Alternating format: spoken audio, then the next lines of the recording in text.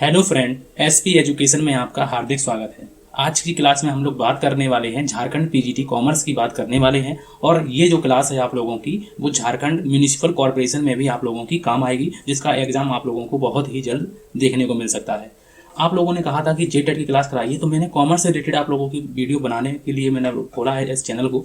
और अगर कॉमर्स से अगर मान लो जेटेट की अगर आप लोग तैयारी भी करना चाहते हैं, जेटेट अब जेटेट में थोड़ा सा हम लोगों को सामाजिक विज्ञान की हम लोगों को ये जो कॉमर्स के जो बच्चे हैं, जो कॉमर्स के स्टूडेंट हैं, वो सामाजिक विज्ञान इनका होता है, तो उनको सामाजिक विज्ञान की हम लोग तैयारी को देखेंगे, इसकी कोशिश करेंगे आप लोगों को कराने की।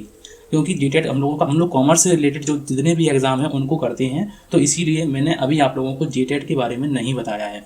और अगर हम लोगों को हो गया तो हम लोग जेटेट की क्लासें भी जल्द से जल्द कराएंगे। मैं वही क्लासें कराता हूँ जो हम लोगों के लिए ज़्यादा ज़रूरी होती हैं। ऐसे मान लो कि जो सामाजिक विज्ञान है, जेटेट की क्लास बहुत से चैनल में लोग कराते हैं, लेकिन हम लोगों का क्या काम है कि हम लोग कॉमर्स से रिलेटेड बातें करते हैं। ठीक है, तो इसमें हम लोग आज करने वाले हैं संगठनात्मक सिद्धांत को आज की क्लास में हम लोग करने वाले हैं। जो क्लास की जो बात करते हैं हम लोग, वो क्लास नंबर आप लोगों की 3 है। और 3 क्लासों में मैंने आप लोगों को बहुत सी बातें बताई हुई हैं कि संगठन क्या होता है, संगठन के उद्देश्य क्या होते हैं, संगठन की जो है प्रक्रिया क्या होती है, संगठन की प्रोसेस क्या होती है। इन सभी को मैंने आप लोगों को अच्छी तरीके से बताया हुआ है। अगर आप लोगों ने पिछली क्लासों को नहीं देखा है तो आप लोग ज़रूर देखिए उन क्लासों को, क्योंकि आप लोगों के लिए बहुत ही काम की ये क्लासें होने वाली हैं। तो आज की क्लासों में थोड़ी सी बड़ी क्लास रहने वाली है आज की क्लास, और हम लोग आज की क्लास को बिना समय गंवाए स्टार्ट करते हैं। ये भी आप लोगों के सिलेबस में है और वो मैं बता दूंगा कि कौन सी चीज़ें आप लोगों के सिलेबस में गिवन है। सबसे पहले हम लोग बात करने वाले हैं संगठन संरचना। संगठन संरचना जिसे बोलते हैं ऑर्गेनाइजेशन स्ट्रक्चर। संगठन संरचना का अर्थ क्या होता है, इसके बारे में हम लोग जानते हैं कि संगठन संरचना का अर्थ क्या होता है। सबसे पहले इसमें लिखा हुआ है कि संरचना से आशय, संरचना का मतलब यहाँ पे किसी उपक्रम की समग्र संगठन व्यवस्था का रूप अर्थात संगठन संरचना का ढांचा निर्धारित करने से है। मतलब कि संरचना का मतलब एक शेप जैसे मान लो कि एक बॉडी की अलग अलग शेप होती हैं, ठीक उसी प्रकार से संगठन की एक अलग अलग शेप होती हैं और संगठन संरचना का जो ढांचा होता है उसे निर्धारित किया जाता है। जिस प्रकार संस्था की नीतियाँ उन सीमाओं को निश्चित करती है जिनके अंतर्गत कार्यक्रमों एवं कार्य विधियों को निश्चित किया जाता है, ठीक उसी प्रकार से संगठन संरचना उस प्रारूप का कार्य करती है जिसके अनुसार उक्त संस्था के प्रशासनिक संबंध स्थापित एवं निश्चित किए जाते हैं। तो ये मैंने आप लोगों को संगठन संरचना का अर्थ बताया है कि किसी संगठन संरचना से आशय कि ऐसी संगठन व्यवस्था से है या ऐसे ढांचे को निर्धारित करने से है जिसमें नीतियाँ, जिस प्रकार संस्था की नीतियाँ होती हैं उन सीमाओं को निश्चित करती हैं, जिसके अंतर्गत कार्यक्रम एवं कार्य विधियों को निश्चित किया जाता है, ठीक उसी प्रकार से संगठन संरचना उस प्रारूप का कार्य करती है जिसके अनुसार उक्त संस्था के प्रशासनिक संबंध स्थापित किए जाते हैं। तो ये मैंने आप लोगों को संगठन संरचना का अर्थ के बारे में बताया। लेकिन यहाँ से क्वेश्चन कम आते हैं, लेकिन एक क्वेश्चन यहाँ से जरूर पूछा जाता है कि संगठन संरचना के प्रारूप कौन कौन से होते हैं। तो संगठन संरचना के मुख्य प्रारूप जो हैं वो मैंने आप लोगों को लिख दिए हैं। पहला जो है प्रारूप है वो है रेखा संगठन जिसे हम लोग लाइन ऑर्गेनाइजेशन कहते हैं। यहाँ से क्वेश्चन पूछे गए हैं। दूसरा क्वेश्चन है आप लोगों का रेखा एवं कर्मचारी संगठन, यहाँ से भी क्वेश्चन पूछे जा सकते हैं। क्रियात्मक संगठन सबसे मोस्ट है आप लोगों का, सबसे मोस्ट है कि क्रियात्मक संगठन किसने दिया, कितने भागों में इसको बताया है, तो इसके बारे में हम लोगों को जानना होगा डिटेल में। क्रियात्मक संगठन इसको जानना होगा, इसे कार्यात्मक संगठन संरचना भी कहते हैं। और चौथा जो है उसे कहते हैं विभागीय संगठन संरचना। अगर आप लोगों को क्रियात्मक संगठन संरचना का अर्थ समझ में आ गया तो आप लोग विभाग का भी बिल्कुल समझ जाएंगे। तो संगठन संरचना के जो 4 प्रारूप होते हैं वो कौन कौन से होते हैं? रेखा एवं कर्मचारी संगठन, क्रियात्मक एवं कार्यात्मक संगठन और विभागीय संगठन संरचना। तो ये चारों प्रकार हम लोगों को अच्छी तरीके से मालूम होने चाहिए। ये संगठन संरचना क्या होती है कि किसी शेप जो होता है बॉडी में अलग अलग शेप की, कोई लंबा होता है, कोई पतला होता है, तो इस प्रकार से एक शेप होती है, स्ट्रक्चर होता है। ठीक उसी प्रकार से बहुत सी कंपनियों में, बहुत से व्यवसायों में एक संगठन संरचना होती है। कोई बड़ा होता है, कोई छोटा होता है। इस प्रकार से संगठन संरचना जो होती है, कोई रेखा संगठन होता है, रेखा एवं कर्मचारी संगठन होता है, क्रियात्मक एवं कार्यात्मक संगठन संरचना होता है और विभागीय संगठन संरचना। इसके चारों प्रकारों को हम लोग को डिटेल में जानना होगा। और डिटेल में जानने के लिए हम लोगों ने पहले लिख रखा है कि रेखा संगठन। अब रेखा संगठन क्या होता है तो इसको देखते हैं कि रेखीय संगठन, इसमें यहाँ से याद रखिए कि यहाँ से क्वेश्चन पूछे जाते हैं। रेखीय संगठन संगठन संरचना का सबसे प्राचीनतम रूप है। तो यहीं से क्वेश्चन पूछा गया था कि संगठन संरचना का ऐसा कौन सा रूप है जो सबसे प्राचीन माना जाता है। तो सबसे प्राचीन जो है वो रेखा संगठन को माना जाता है। इसको सोपान या सैनिक संगठन के रूप में भी जाना जाता है। इसको सोपान या सैनिक संगठन, यहाँ से क्वेश्चन पूछा गया था कि सैनिक संगठन किसे माना जाता है, सैनिक संगठन किसे कहा जाता है। तो सैनिक संगठन रेखा संगठन को कहा जाता है। ठीक है। इस संगठन में अधिकतर सत्ता का प्रभाव ऊपर से नीचे तथा दायित्वों का प्रभाव नीचे से ऊपर की ओर होता है। याद रखिए संगठन संरचना किस प्रकार से चलती है कि अधिकतर जो है इस संगठन में अधिकतर सत्ता का जो प्रभाव है, सत्ता का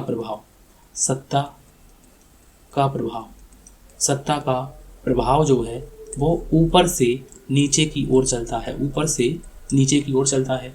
और दायित्वों का प्रभाव, दायित्वों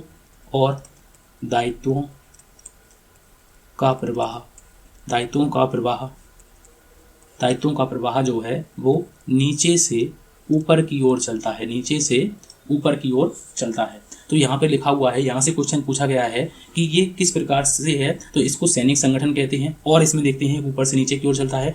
इस प्रकार संगठन में आदेश की एकता विद्यमान होती है। तो याद रखिए कि आदेश की एकता को भी मुझे आप लोगों को बताना है कि आदेश की एकता मैंने पिछले भी बार में बताया था और आगे हम लोगों को बताना होगा कि आदेश की एकता। तो यहाँ पे क्वेश्चन पूछा जाता है कि रेखा संगठन में आदेश की एकता विद्यमान होती है या नहीं होती है। तो इस प्रकार के क्वेश्चन भी पूछे जाते हैं। तो इस संगठन में आदेश की एकता, स्टेटमेंट वाइज क्वेश्चन भी पूछे जा सकते हैं।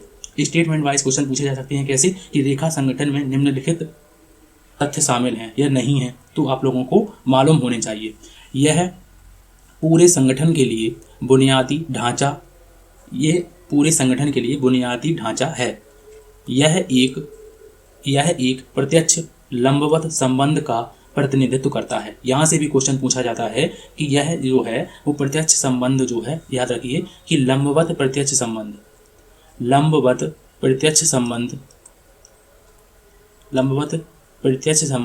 का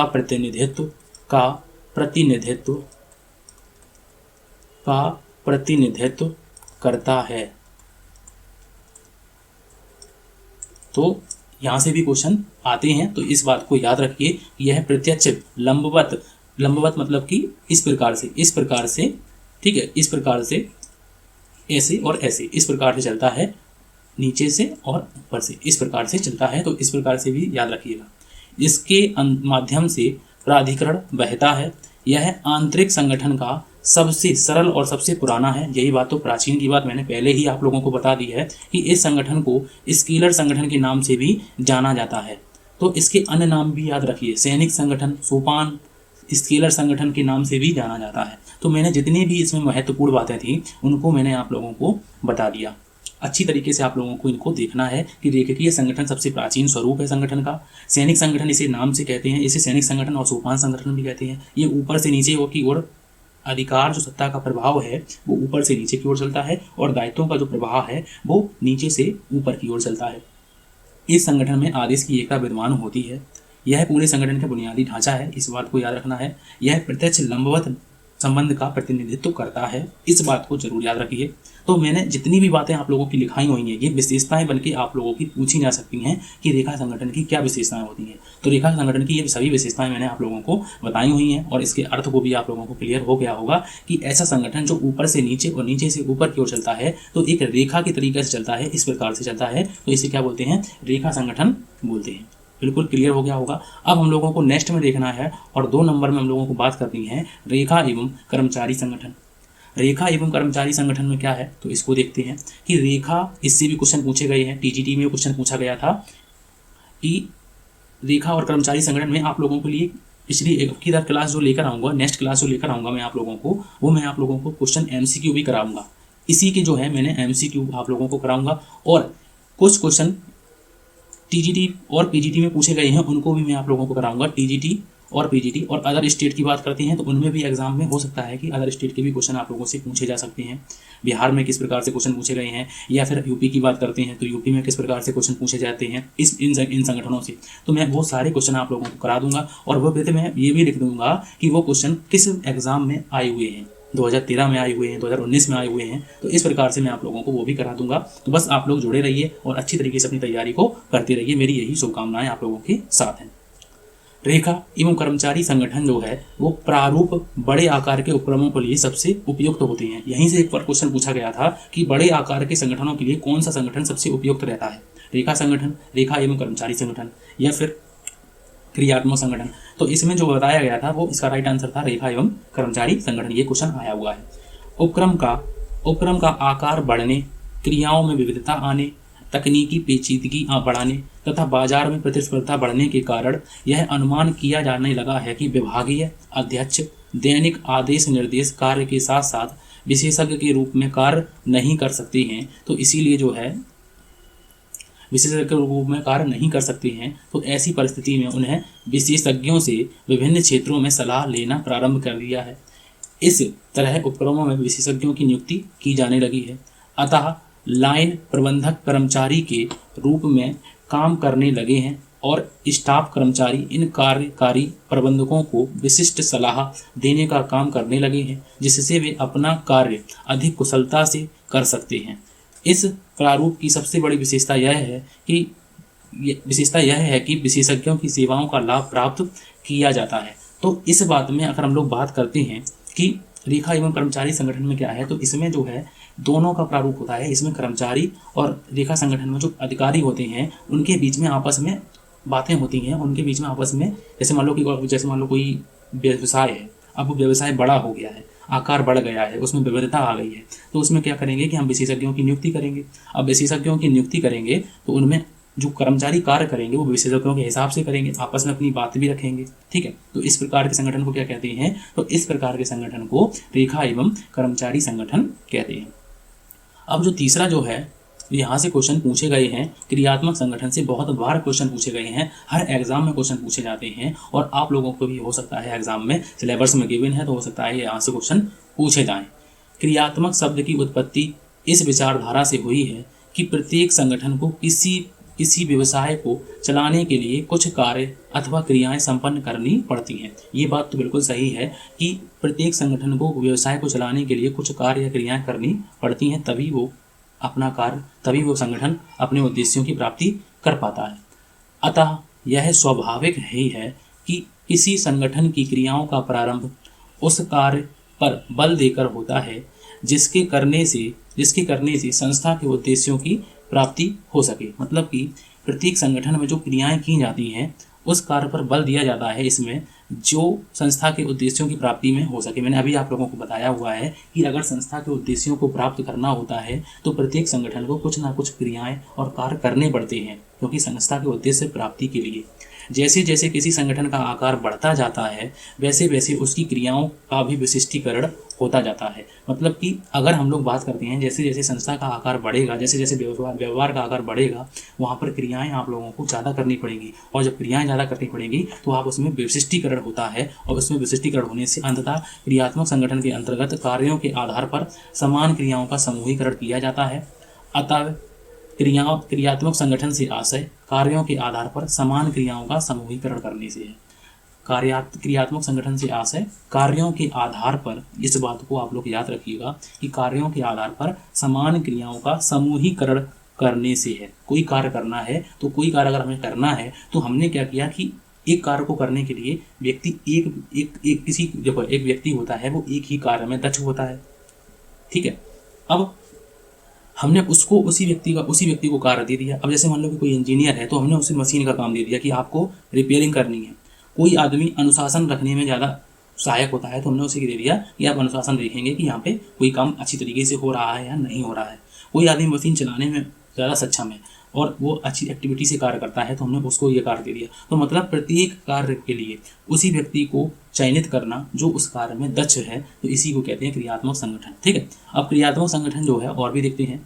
इसमें एक स्टार करके मैंने बनाया हुआ है आप लोगों के लिए कि क्रियात्मक संगठन पद्धति जो है वो F.W. टेलर की देन है। यहाँ से क्वेश्चन पूछे जाते हैं कि क्रियात्मक संगठन जो है वो किसकी देन है, तो F.W. टेलर, या फिर क्रियात्मक संगठन के जनक कौन है, तो F.W. टेलर साहब।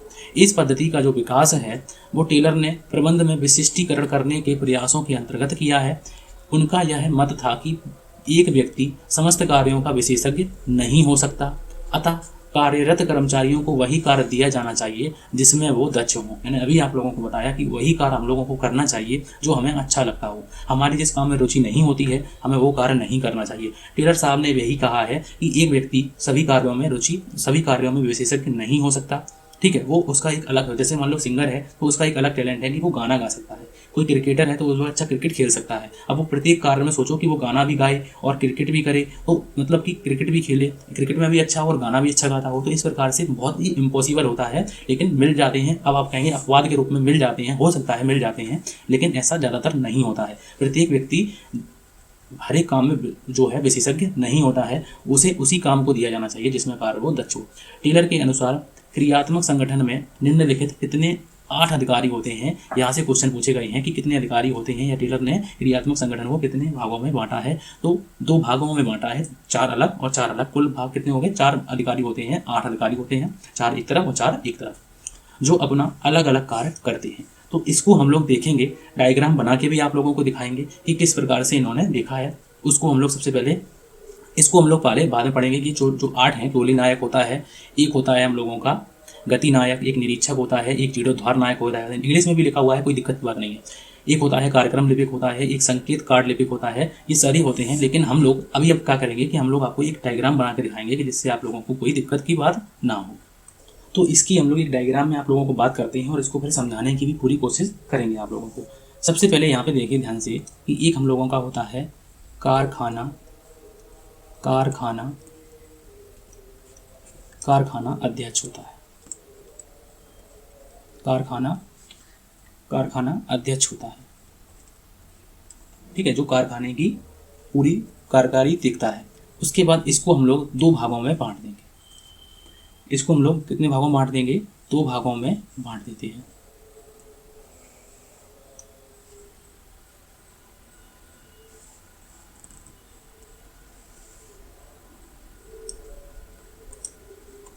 ये इसके 2 भाग हो गए। अब इसमें क्या क्या है उनको देखते हैं। तो एक होता है सहायक कारखाना अध्यक्ष, एक होता है सहायक कारखाने को हम लोग फैक्ट्री बोलते हैं। सहायक कारखाना अध्यक्ष और एक होता है कारखाना स्तर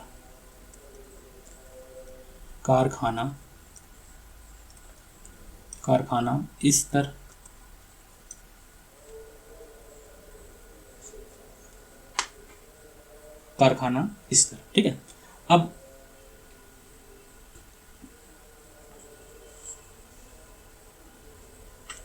उसके बाद जो है कारखाने की बात हम लोगों ने की है, एक सेकंड, इसको हम लोग 4 भागों में बांट देते हैं। इसको 4 भागों में बांटते हैं। वो कौन से 4 भाग हैं तो इनको हम लोग ध्यान से यहाँ पे देखें।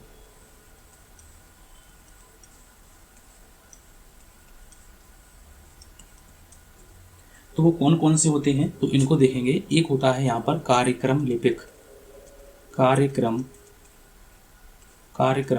होता है। इनकी बातें, ये सारी की बातें, ये कौन होते हैं तो ये सारी बातें लिखी हुई हैं, ठीक है। एक होता है कार्यक्रम लिपिक, एक होता है संकेत कार्ड लिपिक,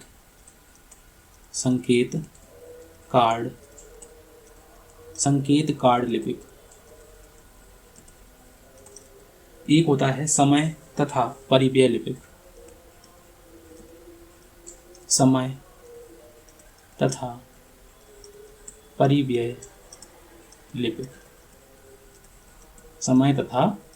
लिपिक, और एक होता है अनुशासक।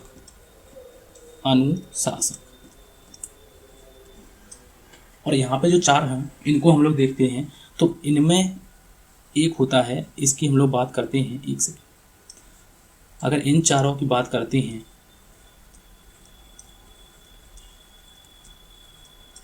तो एक होता है टोली नायक,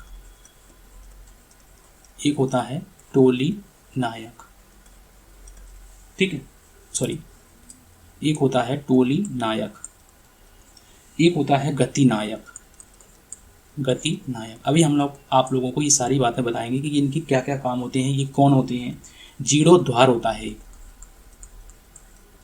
इन्होंने टेलर साहब ने एक जीर्णोद्धार अधिकारी बनाया है जिसे जीर्णोद्धार नायक कहा गया है, और एक होता है कार्य संपादक। ये कौन होता है, तो इसको हम लोग यहाँ पे लिख देते हैं, चौथा जो है यहाँ पे नहीं है, जो इसे बोलते हैं कार्य संपादक। अब ये सभी जो हैं, ये सभी, इन सभी से एक ऑर्डर प्राप्त होता है, इन सभी से ऑर्डर प्राप्त होता है।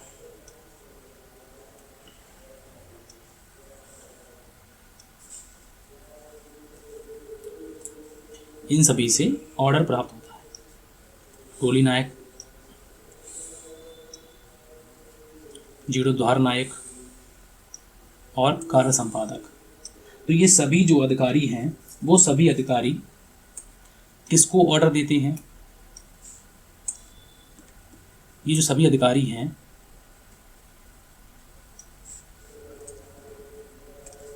ये सभी अधिकारी जो हैं वो किसे ऑर्डर देते हैं? तो वो एक श्रमिक को ऑर्डर देते हैं। किसको देते हैं? श्रमिक को। श्रमिक को। तो अगर कार्यक्रम लिपिक है, किसको कहेगा? श्रमिक को कहेगा। संकेत कार्ड लिपिक कहेगा। समय तथा परिव्यय लिपिक है, श्रमिक से बात कहेगा। तो इनका जो है, ये सभी जो बातें हैं, ये किससे करते हैं? ये श्रमिक से करते हैं। तो याद रखिए कि टेलर साहब ने इनको ये 4 अधिकारी अदर और ये 4 अधिकारी अलग बनाए हैं। तो कुल अधिकारी कितने बताए हैं? 8 अधिकारी बताए हैं। कारखाना अध्यक्ष होता है, कारखाना अध्यक्ष को 2 भागों में बांट दिया। सहायक कारखाना अध्यक्ष होता है और एक होता है कारखाना स्तर। तो इनको मैंने आप लोगों को बताया। अब इनके एक एक करके हम लोग देख लेते हैं कि इनमें हम लोग क्या क्या बात करने वाले हैं, ये कौन कौन होते हैं। सबसे पहले होता है टोली नायक। टोली नायक जो होता है, यह प्रत्येक, अगर हम लोग इसमें बात करते हैं, यह प्रत्येक श्रमिक के कार्य को निश्चित कर उसके लिए आवश्यक सामग्री देता है। टोली नायक जो है गैंग बॉस क्या करता है कि प्रत्येक श्रमिक को कार्य निश्चित करता है कि तुम्हें ये कार्य करना है, और जो श्रमिक कार्य करेगा उसके लिए सामग्री उपलब्ध कराना, तो ये टोली नायक का काम होता है। तथा काम करने के लिए आवश्यक सूचनाएं भी देता है।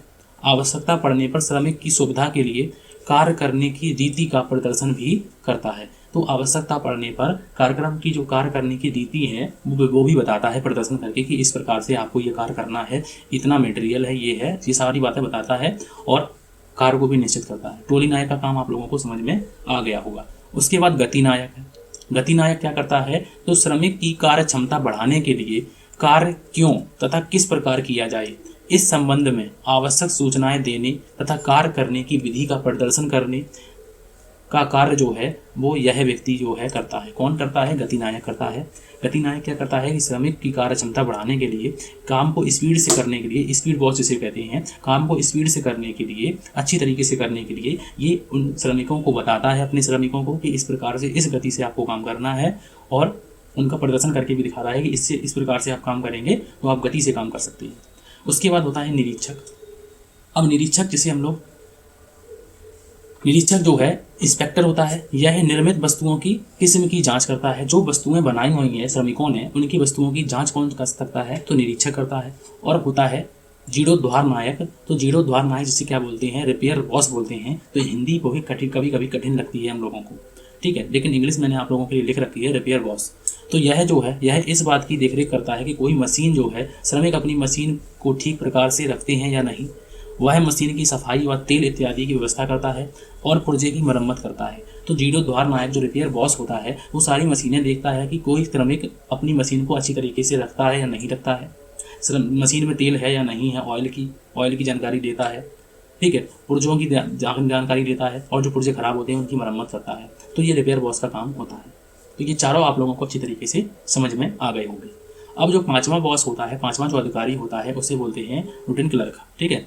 तो रूटीन क्लर्क का काम क्या होता है कि ये दैनिक कार्यक्रम की योजना बनाता है। ये दैनिक के दिन की काम जो करने हैं वो इसकी योजना बनाता है कि काम क्या करने हैं, किस क्रम में अमुक व्यक्ति को कार्य लिया जाना चाहिए, और कौन सा कार्य कहाँ हो रहा है, और उनका अधिकारी कौन है, इसकी सूचना बनाता है। तो कार्यक्रम लिपिक का काम क्या होता है कि दिन में दैनिक के जो काम होते हैं उसकी कार्यक्रम की योजना बनाता है, और अमुक व्यक्ति जो है, कौन सा व्यक्ति कौन काम कर रहा है और कौन सा अधिकारी उस पर काम करता है, तो इन सभी बातों की सूचना बनाना, तो ये कार्यक्रम लिपिक का काम होता है। उसके बाद होता है संकेत कार्ड लिपिक। संकेत कार्ड लिपिक क्या होता है, तो यह व्यक्ति योजना विभाग के लिए आदेश पत्र बनाता है। इन आदेश पत्रों के आधार पर वह किस प्रकार किन यंत्रों का कार्य करेगा, किन यंत्रों पर कार्य करेगा, इसका आदेश टोली नायक को देता है। टोली नायक क्या करता है, तो टोली नायक मैंने अभी आप लोगों को बताया है कि टोली नायक जो है वो क्या करता है कि अपने श्रमिकों को कार्य निश्चित करता है और उन्हें आवश्यक सामग्री उपलब्ध कराता है। उसके बाद होता है समय तथा परिव्यय लिपिक। तो वह व्यक्ति समय एवं मूल्य संबंधी आवश्यक लेखे रखने के लिए उत्तरदायी होता है कि किस व्यक्ति ने कितना काम किस समय में किया, ठीक है, कितने ओवर टाइम किए, तो इन समय की बात आती है, खर्चों की बात आती है, तो ये काम करता है। उसके बाद आती है अनुशासक लिपिक। अनुशासक लिपिक क्या होता है, तो इसे बोलते हैं प्रत्येक विभाग के श्रमिक एवं कर्मचारियों के अनुशासन के लिए उत्तरदायी होता है। कारखाने में पूर्ण शांति हो, यही इसका कार्य होता है। तो ये 8 अधिकारी जो होते हैं, प्रत्येक अधिकारी का देखिए अलग अलग काम है। ये बातें टेलर साहब ने कही हुई हैं कि प्रत्येक व्यक्ति को वही काम दिया जाना चाहिए जिसमें वो दक्ष होता है। अब रिपेयर मैनिक से अगर हम काम कहेंगे कि आप रिपेयर का जो बॉस होता है वो काम अगर अलग दूसरा विभाग का अगर करने लगता है, दूसरा कोई काम करने लगता है, तो वो काम उस प्रकार से नहीं कर पाएगा जिस प्रकार से वो रिपेयर का काम करता होगा, ठीक है। तो ये 8 के 8 आप लोगों को प्रकार मैंने आप लोगों को 8 के 8 जो अधिकारी हैं वो मैंने आप लोगों को बताए हुए हैं। और ये बात किसने कही थी, ये बात FW टेलर साहब ने कही थी। अब जो नेक्स्ट टॉपिक लिखा हुआ है वो मैंने आप लोगों को क्या बताया कि अनुशासक तक हम लोगों ने कर लिया है कि ये 8 प्रकार के आठ अधिकारी होते हैं। फिर उसके बाद मैंने आप लोगों को बताया कि भरारपण का अर्थ, ये भी आप लोगों के में है कि भरारपण का अर्थ एवं अवधारणा, इसको भी हम लोगों को पढ़ना है। Meaning and concept of delegation, तो इसको हम लोगों को अच्छी तरीके से पढ़ना है। और क्योंकि यहाँ से भी क्वेश्चन पूछे जा सकते हैं, स्टेटमेंट वाइज क्वेश्चन भी पूछे जा सकते हैं, तो आप लोग अपनी एग्जाम की तैयारी करिए अच्छी तरीके से। तो सबसे पहले लिखा हुआ है कि भरारपण से आशय कार्यभार के सौंपे जाने से है। यदि जैसे मान लो कि मैं एक अधिकारी हूँ, मुझे किसी अधिकारी ने काम दिया होगा, ठीक है। अब मैंने काम क्या किया कि मेरे पास काम ज़्यादा है, तो मैंने अपना काम दूसरे व्यक्ति को, अपने से नीचे जो अधीनस्थ कर्मचारी हैं उसको कार्य सौंप दिया। तो जो अपना काम है किसी दूसरे व्यक्ति को सौंपना, तो यही क्या होता है, यही भरारपण कहलाता है। भरारपण से आशय इसमें लिखा हुआ है कि कार्यभार सौंपे जाने से है। एकाकी व्यक्ति केवल एक मानव शक्ति का निर्माण करता है। एक व्यक्ति जो होता है वो एक मानव शक्ति का निर्माण करता है, एक समय में वो एक ही कार्य करता है। जहाँ पर किसी व्यक्ति का कार्यभार उसकी क्षमता से बाहर बढ़ जाता है तो वह अन्य व्यक्तियों को अपने अतिरिक्त कार्यभार सौंप देता है। तो इसे क्या कहते हैं, तो इसे हम लोग भरारपण कहते हैं या फिर इसे प्रतियुक्ति कहते हैं। तो यहाँ से क्वेश्चन पूछे गए हैं कि प्रतियुक्ति, ठीक है। तो मैंने दोनों बातें आप लोगों की हाईलाइट कर दी हैं। इसे कहते हैं कुछ प्रशासनिक अधिकारी किसी व्यवसायिक उपक्रम के समस्त कार्य केवल स्वयं के प्रयत्नों से नहीं पूरे कर सकते। इसके लिए उसे भरारपण का सहारा लेना पड़ता है, क्योंकि वो सारे काम नहीं कर सकते हैं। जैसे मान लो कि अगर मैं कोई बड़ी सी कोचिंग खोलता हूँ, ठीक है, अब मैं सारे काम खुद ही करूँगा, कि टाइपिंग भी खुद ही करूँगा, तो मतलब कि ये सारे काम खुद नहीं कर सकते हैं। एक व्यक्ति जो है वो अपने ज़्यादा, उससे अगर जो उस पर कोई कार्यभार हम ज़्यादा सौंप देते हैं तो वो सारे काम नहीं कर सकता। तो वो क्या करेगा कि वो थोड़े से काम अपने जो नीचे अधिकारी होते हैं, अपने जो नीचे कर्मचारी होते हैं, उनको कार्यभार सौंप देता है। और जो कार्यभार सौंप देता है तो उसे क्या कहते हैं, उसी को हम लोग भरारपण कहते हैं। तो अतिरिक्त कार्यभार सौंप देता है तो इसे हम लोग क्या कहते हैं, भरारपण कहते हैं। उसके बाद नीचे लिखा हुआ है कि भरारपण एक साधन है जिसके माध्यम से एक उच्च अधिकारी दूसरे अधीनस्थ अधिकारियों के साथ अपने प्रबंधकीय दायित्वों में हिस्सा बांटता है। मतलब हमें प्रबंधकीय दायित्व क्या है, तो दायित्व एक लायबिलिटी होती है। हमें किसी ने लायबिलिटी दी है अधिकारी को, कुछ अधिकारी है, उसने क्या किया, उसने अपना अधिकार जो है वो नीचे अधिकारी जो है अपने नीचे जो काम करते हैं कर्मचारी, उनको दे दिया है। तो इसी को क्या कहते हैं, भरारपण कहते हैं। तो भरारपण का आशय आप लोग समझ गए होंगे कि भरारपण का आशय सिर्फ छोटी सी बात आप लोगों को समझनी है कि भरारपण से आशय कार्यभार के सौंपे जाने से है। जहाँ पर किसी व्यक्ति का कार्यभार उसकी क्षमता से जब अधिक बढ़ जाता है तो वह अन्य व्यक्तियों को अपने अतिरिक्त कार्यभार सौंप देता है। तो इसे क्या कहते हैं, भरारपण कहते हैं। उसके बाद हम लोग पढ़ने वाले हैं कि भरारपण की क्या विशेषताएं होती हैं। भरारपण की विशेषताएं होती हैं तो इनको हम लोग जानने वाले हैं, भरारपण की विशेषताएं। तो भरारपण जो होता है वो भरारपण ऊपर से नीचे की ओर चलता है। इस बात को भी याद रखिए कि कोई, अब ऐसे मान लो एक उच्च अधिकारी है,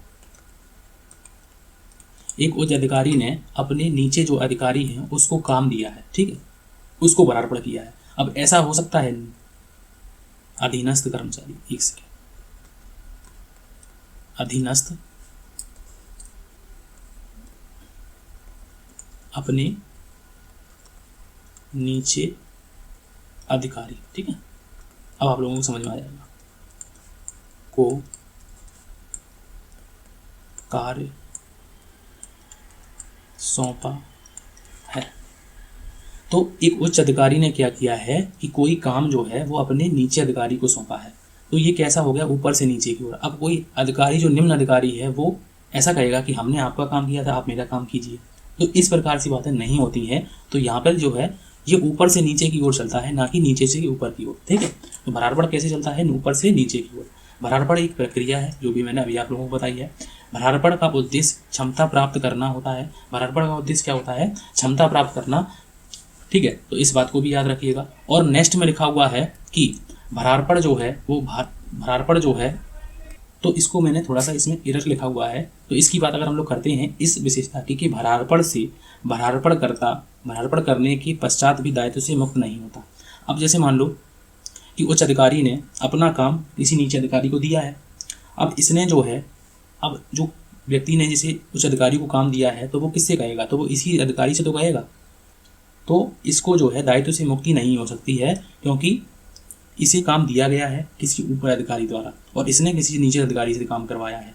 तो ये नहीं कह सकता कि हमने अपना जो काम है वो किसी दूसरे अधिकारी को दिया है, तो दायित्व से मुक्त नहीं हो सकते। तो इस व्यक्ति से तुम ये नहीं कह सकते कि इस व्यक्ति से मिल लो जाके, तुम्हें खुद ही दायित्व का सामना करना पड़ेगा, ठीक है। दायित्व से मुक्त नहीं होता है। मैं एग्जाम्पल लेकर आऊँगा, आप लोगों को समझाने की कोशिश करूँगा, ठीक है।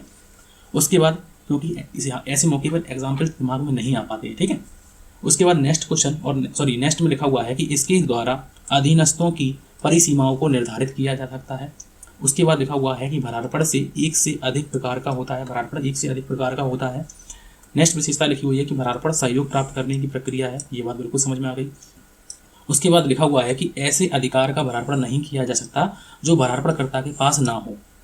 अधीनस्थों को अधिकार का भरारपण होता है, पद का नहीं होता है, ठीक है। इस बात को भी याद रखिएगा। तो ये सारी विशेषताएं आप लोगों के काम की हैं, इन बातों को आप लोगों को याद रखना है, ठीक है। तो मैंने आज आप लोगों को बहुत सी बातें बताई हुई हैं। तो मैंने आप लोगों को आज क्या क्या बताया है। सबसे पहले मैंने आप लोगों को संगठन संरचना बताई कि संगठन संरचना किसी शेप को कहते हैं। संरचना से यहाँ से किसी शेप से होता है, ठीक है। उसके बाद संगठन संरचना के प्रकार बताए, प्रारूप बताए कि संगठन संरचना के 4 प्रारूप होते हैं। रेखा संगठन, रेखा एवं कर्मचारी संगठन, क्रियात्मक एवं कार्यात्मक संगठन। और उसके बाद मैंने आप लोगों को बताया है विभागीय संगठन संरचना। फिर उसके बाद मैंने आप लोगों को बताया है रेखा संगठन क्या होता है। रेखा संगठन को याद रखिएगा अच्छी तरीके से, क्योंकि मैं एमसीक्यू अगली बार में लेकर आऊँगा आप लोगों के लिए। उसके बाद रेखा एवं कर्मचारी संगठन की बात की हुई है। फिर उसके बाद मैंने आप लोगों को क्रियात्मक संगठन खूब डिटेल में बताया हुआ है। क्रियात्मक संगठन किसने दिया था, इस बात को याद रखिए। इसमें कितने अधिकारी होते हैं, 8 अधिकारी होते हैं। टोली नायक होता है। हो सकता है आप लोगों से 8 अधिकारी में 4 ऑप्शन दे रही है, उसमें से 3 अधिकारी तो होते हैं और 1 अधिकारी नहीं होता है। तो इस प्रकार से क्वेश्चन पूछे जा सकते हैं। फिर उसके बाद मैंने आप लोगों को भरारपण बताया कि किसी कार्य को कार्यभार सौंपे जाने से होता है। तो इसमें जो है भरारपण से मैंने आप लोगों को अर्थ बताया। फिर उसके बाद मैंने आप लोगों को इसकी विशेषता बताई। भरारपण की विशेषता क्या होती है, भरारपण एक विकेंद्रीकरण होता है, भरारपण विकेंद्रीकरण से भिन्न है। उसके बाद भरारपण ऊपर से नीचे की ओर होता है। फिर उसके बाद